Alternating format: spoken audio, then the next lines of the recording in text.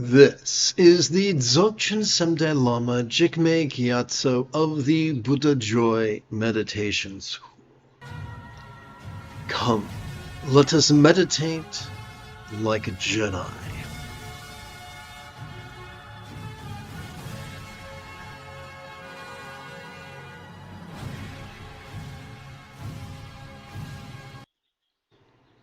One moment, if you please.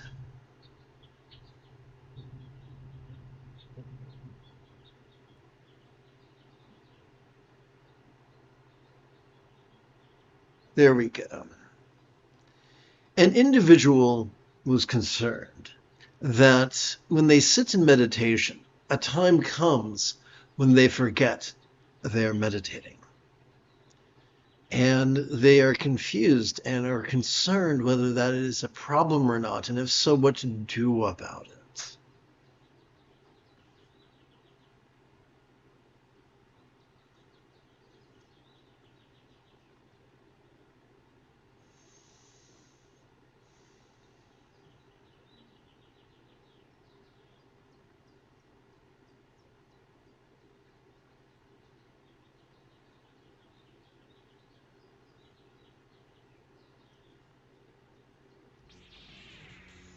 So that is the object of this morning's lesson. By the way, good morning, Snack Hurts.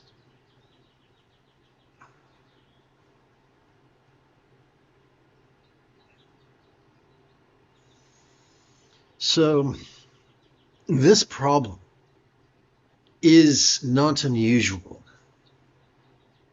In the classic, let's see, what's the fellow's name?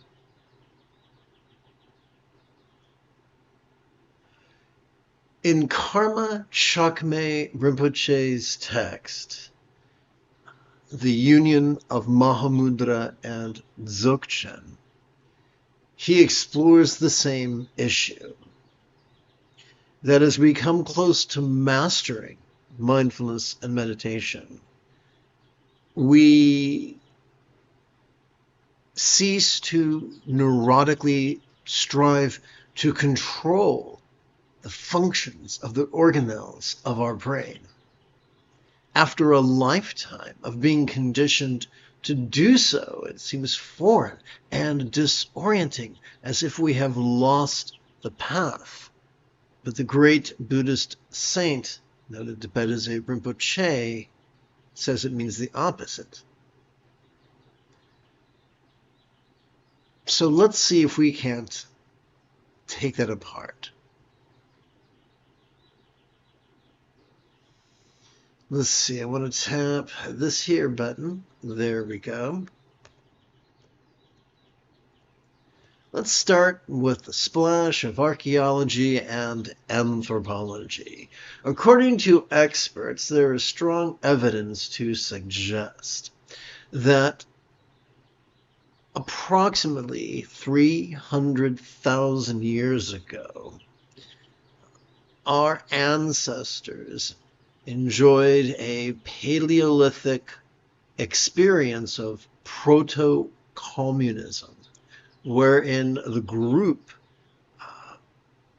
dynamics encouraged its members to be flexible, loving, rational, laid-back, egalitarian, lucid, cooperative, and kind. This went on for many hundreds of thousands of years until about 10 to 13,000 years ago, our ancestors endured a Neolithic revolution that saw the advent of proto-capitalism, which turned human culture on its head and began conditioning its denizens to be rigid, fearful, superstitious, controlling, elitist, cryptic, competitive, and cruel.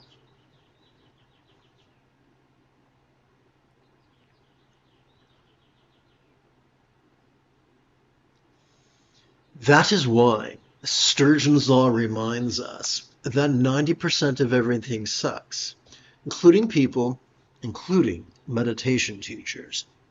These are the rigid, controlling guys who will implore us to so actively focus and so actively analyze that we exhaust both our dorsolateral and medial prefrontal cortex to such a degree that we begin presenting with symptoms of depression, no less triggering our amygdala, which, as you may have heard, is the seat of both anxiety and aggression.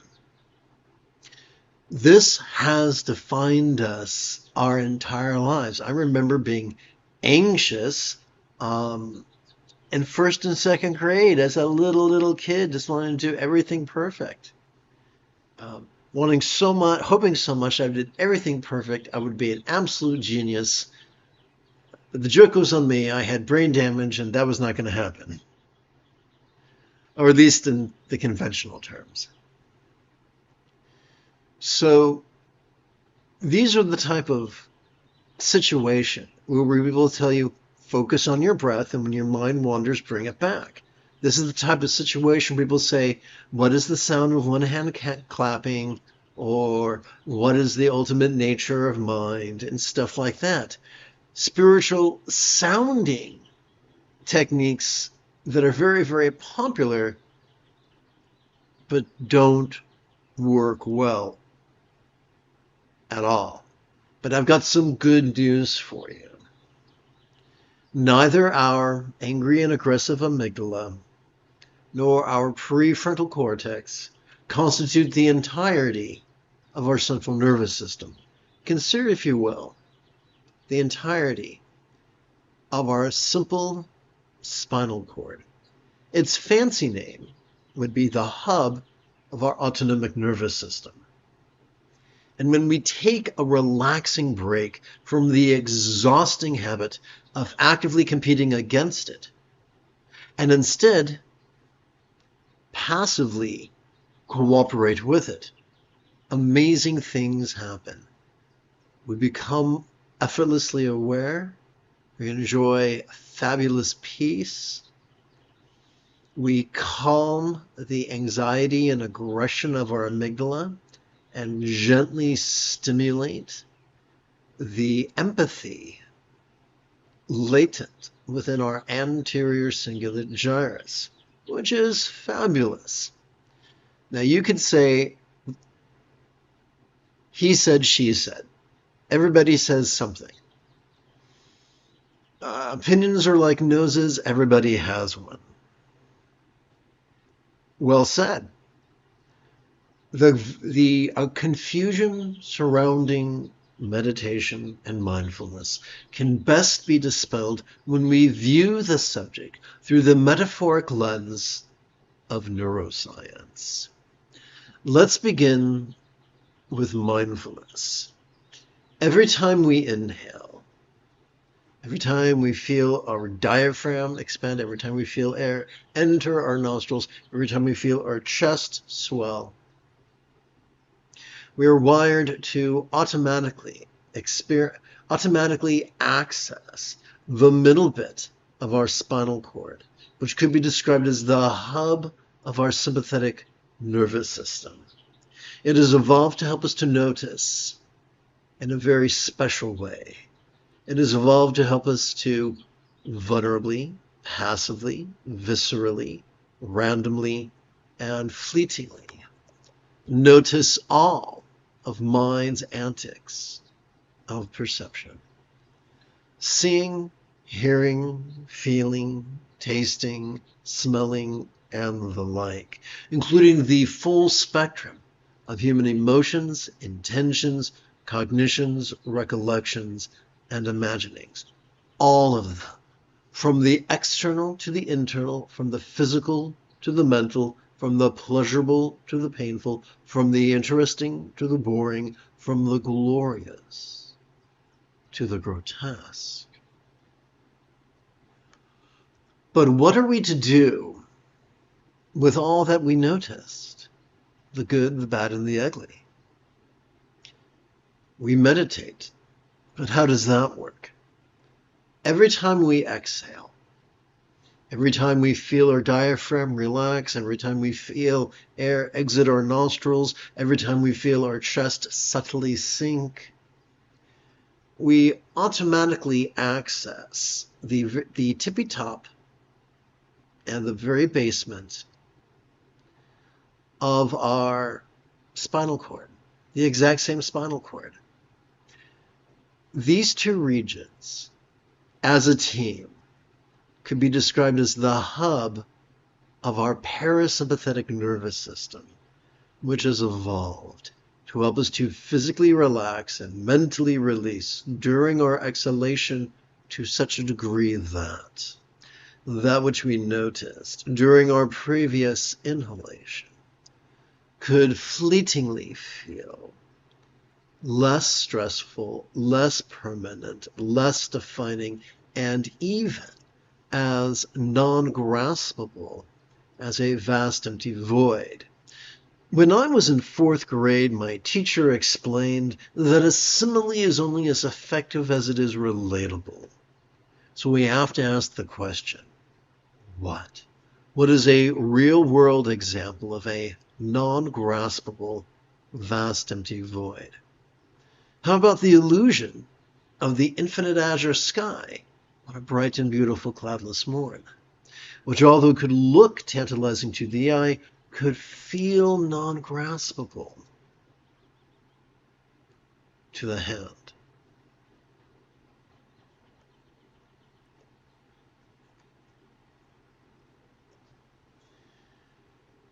As long as we are stuck in concentration, as long as we are stuck in contemplation, as long as we are active, we're going to be contrived.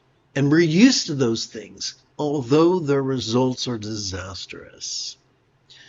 Once we get, the more comfortable we become with passive mindfulness and passive meditation, we're going to experience the natural healing function of our autonomic nervous system. Now, you might ask, does that mean we're supposed to never use the front of our head? Certainly not. Our job is to use all the organelles of our central nervous system in the most sustainable way. You see, the more we play with mindfulness and meditation, the more our choices and utterances and deeds flow, not from contrived calculations or calculated contrivance, not from wild scatteredness, but instead from love's deeply centered spontaneity. You might call this right effort. You might call this effortless effort. You might call this wu wei. You may call this doing without doing. You might call this being in the zone or going with the flow. This is what separates the merely intelligent from the super geniuses. Whether it's genius in the STEM field or a genius in a more creative field, or I should say in the arts, both benefit from this, as is reflected when we read the biographies of Nobel laureates, telling of how fastidiousness served them, but it took them only so far, and then they had to rely on passivity and creativity, or creativity.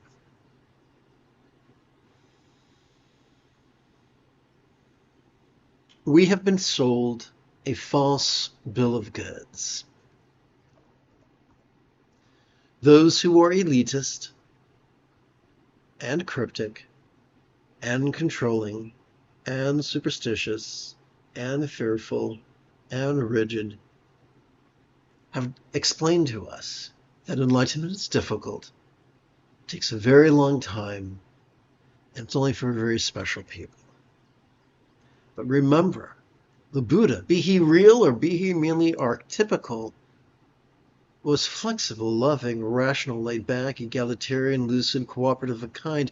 Perhaps that is why he explained in the second to the final passage of his lesson on the four bases of mindfulness that one could master his path in as little as 7 days. You cannot get a PhD in 7 days. You cannot perform a decade's worth of austerities in 7 days. What can you do in 7 days? Glad you asked. In 7 days, we can get so competent at the Buddha's Eightfold Path that we master it to the degree of practicing it spontaneously, habitually, easily, and effectively. We are mastery machines. As children, we mastered the spoken and written language that we now speak. We mastered using the commode instead of our diapers. We mastered brushing our teeth, tying our shoes, riding a bike.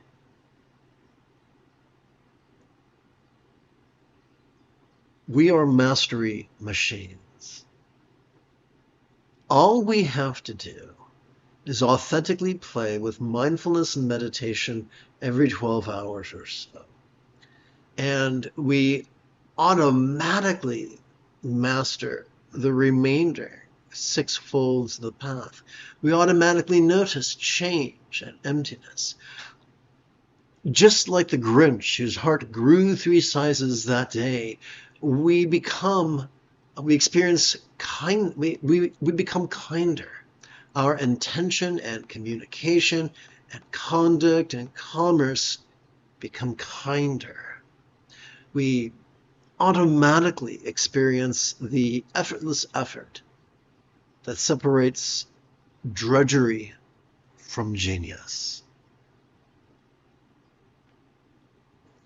So to tie this up in a nice red bow, yes, Virginia, sitting like a kitty cat, staring at a wall, or staring into space, or closing its eyes while wearing a Mona Lisa smile,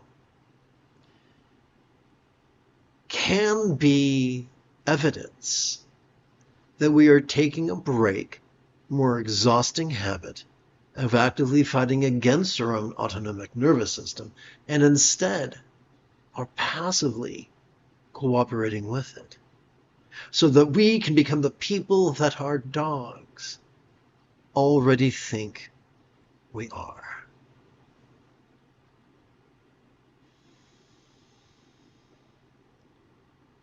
You have taken your first step into a much larger world. If you feel that I have earned it, you could give this live stream a thumbs up. You could even help support this channel. For meditating like a Jedi is made possible thanks to the generosity of viewers just like you.